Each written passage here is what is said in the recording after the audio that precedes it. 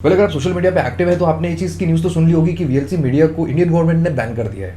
Twitter पर एक user को रिप्लाई करते हुए उन्होंने ये बताया है कि ये बैन करीबन फेब 13 से चल रहा है। वैसे अभी तक ना ही वीडियो लाइन की तरफ से और ना ही इंडियन अथॉरिटीज़ की तरफ से ये चीज़ क्लियर हुई है कि इसको एक्चुअली बैन किस रीज़न से किया गया है। वीएलसी मीडिया प्लेयर की जो ऑफिशियल वेबसाइट है उसको नेशन वाइड ब्लॉक कर दिया गया है, लेकिन अगर आप ऐप स्टोर या फिर गूगल प्ले स्टोर पर जाकर देखेंगे तो वो ऐप आपको अभी भी वहाँ पर मिल जाएगी जहाँ से आप उसको डाउनलोड कर सकते हैं। और अगर आप अपने विंडोज पीसी में वीएलसी इंस्टॉल करना चाहते हैं देन ये ऑफिशियल वेबसाइट ब्लॉक है। हालांकि आप वीपीएन लगाकर इस वेबसाइट को एक्सेस करके डाउनलोड कर सकते हैं, और अगर आपके कंप्यूटर में वीएलसी पहले से ही इंस्टॉल्ड है देन आप उसका अभी भी नॉर्मल यूज कर सकते हैं। बट अगर आप उसको वेबसाइट पे जाकर डाउनलोड करना चाहेंगे तब आप नहीं कर पाएंगे। कुछ रिपोर्ट्स के अकॉर्डिंग वीएलसी को बैन इसलिए किया गया है क्योंकि China based hacking group cicada VLC का यूज करके साइबर अटैक कर रहे थे, और सिक्योरिटी एक्सपर्ट्स ने भी इस चीज को डिस्कवर किया है कि वीएलसी मीडिया प्लेयर के अंदर मैलिशियस मैलवेयर्स को लोड करके एक लंबा साइबर अटैक कैंपेन चलाया जा रहा था। वैसे में एक यूजर ने ट्वीट करके स्क्रीनशॉट शेयर किया और ये बताया कि वेबसाइट को ओपन करते टाइम उनको ये मैसेज देखने को मिल रहा है। और वहीं पर एक यूजर ने ट्वीट करके ये भी पूछा है कि अगर वीएलसी बैन हो चुका है तो वो उसके कंप्यूटर में रन कैसे हो रहा है, जिसका रिप्लाई करते हुए वीएलसी ने ये जवाब दिया है कि वीएलसी को रन होने के लिए सर्वर्स की जरूरत नहीं है, वो किसी भी तरह की यूजर इन्फॉर्मेशन को कलेक्ट नहीं करते, और इवन वीएलसी को रन करने के लिए अकाउंट क्रिएट करने की भी जरूरत नहीं है। पूरे ट्वीट को आप यहाँ पर पॉज करके पढ़ सकते हैं। वीएलसी बैन से रिलेटेड अभी तक और कोई ज्यादा इन्फॉर्मेशन आई नहीं है, और अगर आती है तो मैं आपको अपडेट कर दूंगा। इसके अलावा आप कमेंट्स में ये बता सकते हैं कि आप वीएलसी को यूज करते हैं या नहीं। वीडियो पसंद आई हो तो please like share and subscribe.